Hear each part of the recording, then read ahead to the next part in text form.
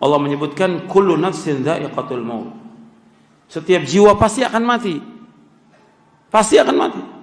Siapapun dia orangnya pasti akan mati. Dia orang kaya, dia orang miskin, dia penguasa, dia nabi, dia rasul, dia wali, dia sahabat.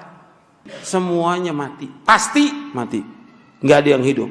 Sampai Allah berfirman kepada Nabi Muhammad SAW, innaka mayyitun wa innahum mayyitun. Sesungguhnya engkau Muhammad pasti akan mati dan mereka pun pasti akan mati. Enggak ada yang hidup. Pasti mati semuanya. Pasti. Makanya musibah yang paling besar yaitu musibah dengan wafatnya Rasulullah sallallahu alaihi wasallam. Itu musibah paling besar. Makanya ketika seorang terkena musibah, kata Nabi, ingat musibahku. Karena musibahku a'dzamul musibah, musibah yang paling besar.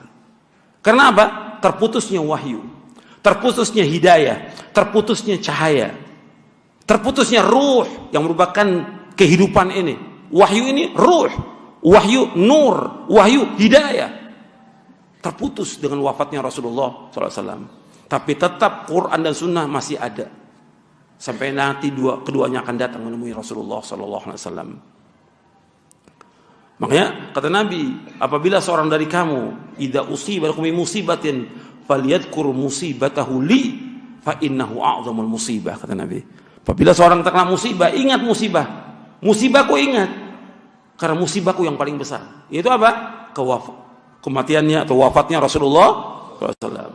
Para sahabat adalah semuanya orang yang paling cinta kepada Rasulullah SAW. Maka ketika Rasulullah meninggal, sedih mereka. Luar biasa. Sampai Umar marah dengan meninggalnya Rasulullah SAW. Marahnya karena apa? Karena cintanya beliau kepada Rasulullah SAW. Saya mengatakan Rasulullah meninggal dunia, aku akan penggal lehernya. Datang Abu Bakar Siddiq radhiyallahu anhu, melihat orang sudah kumpul di masjid, sedih, menangis semuanya. Kemudian datang Umar bin Khattab, datang Abu Bakar Siddiq radhiyallahu anhu ke rumahnya, anaknya Aisyah radhiyallahu anha, melihat Nabi sudah meninggal, dicium keningnya oleh Abu Bakar Siddiq.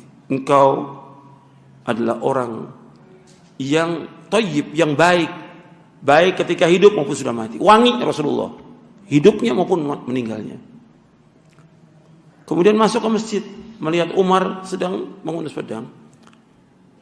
Kata Abu Bakar As-Siddiq radhiyallahu anhu, "Man kana ya'budu Muhammadan fa inna Muhammadan qad mat, wa man kana ya'budu Allah fa inna Allah hayyun la yamut." Barang siapa yang menyembah Muhammad, Muhammad sudah meninggal dunia.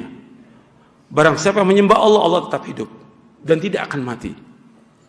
Terjatuh pedangnya Umar radhiyallahu anhu. Kemudian Abu Bakar membacakan ayat dalam surah Ali Imran, wa ma Muhammadun illa rasulun qad khalat min qablihi ar-rusul afa imma ta'u qutilan qalabtum ala aqabikum wa man yanqalib ala aqibai fala yadurullah syai'a wa sayajzillahu asy-syakirin. Allah berfirman dalam surah Ali Imran, kata Umar, seolah-olah ayat ini belum pernah aku dengar. Dan Umar hafal Al-Quran. Dibacakan oleh Abu Bakar Siddiq radhiyallahu anhu, wa ma Muhammadun illa rasul.